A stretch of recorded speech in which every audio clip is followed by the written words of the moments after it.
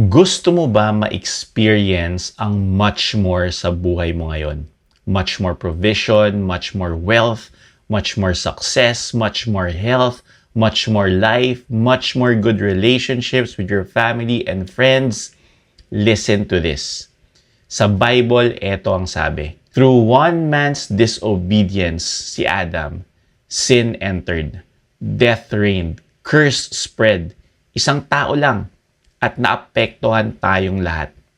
Pero sabi sa Romans 5, how much more those who receive abundance of grace and the gift of righteousness will reign in life through the one Jesus Christ. Notice mo yung words, how much more. At sa tingin mo, sinong masigit? Si Adam o si Jesus?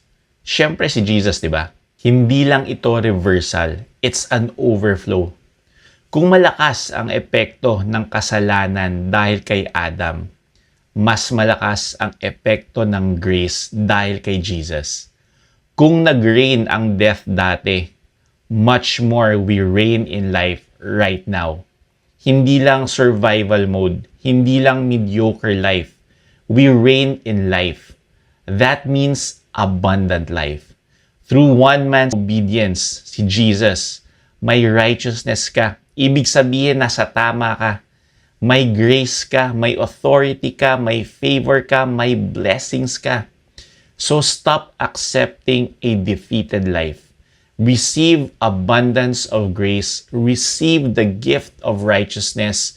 Believe in Jesus, my friend, because what He did is not equal to what Adam did. What He did at the cross is much more, so you can live an abundant life. Comment this declaration, I have much more. I reign in life through Jesus. Blessed to be a blessing.